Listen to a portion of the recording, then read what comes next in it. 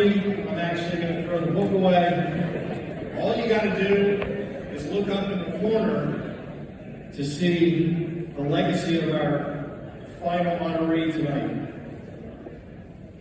And I would indulge you all for a minute for a couple of stories.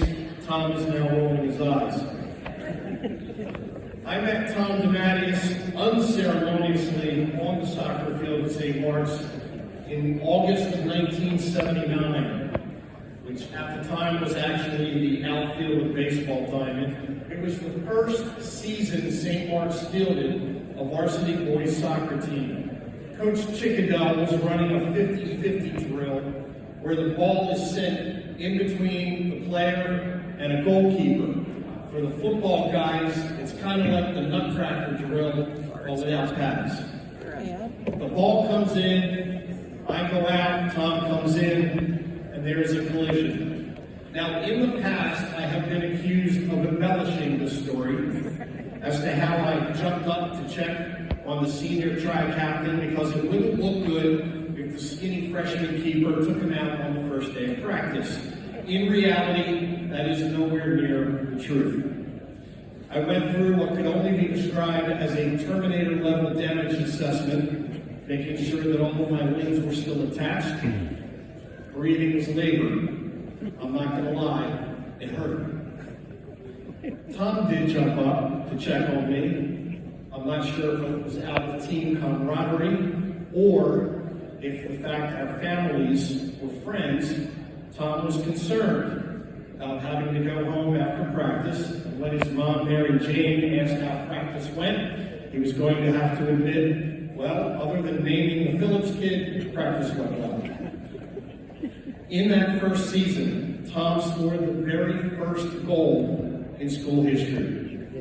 Later that year, he displayed a level of toughness and grit that few can match.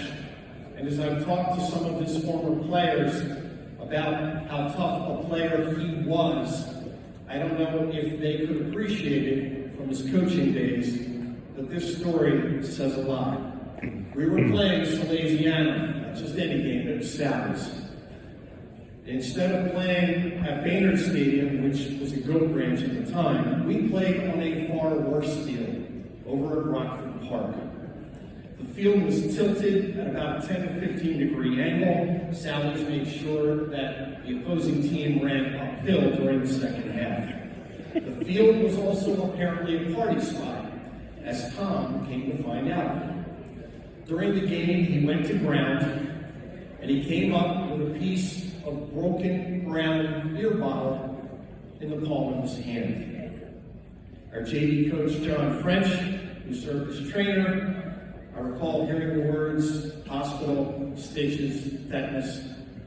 Tom would have none of that. Take it out, wrap it up, and get me back out there. And that's exactly what happened, and he finished the game with his hand bandaged. I still don't know whether he ever went to the hospital. Did he go to the hospital? This final story I've never told publicly. Shortly after Tom was named soccer coach, he gave me a call. And he asked if I would be interested in helping with the team, with the goalkeepers. I was at the University of Delaware. I had a couple of jobs, including one which was in my chosen field. I knew I wasn't going to be able to commit that kind of time, and so I respectfully declined. I'm not sure regret is the right word, but I can tell you as the years played out, I often thought about how much fun and how exciting it would have been to have been on that sideline. Because, Coach, you took this program on one hell of a ride. Everybody, Tom DeMatteis.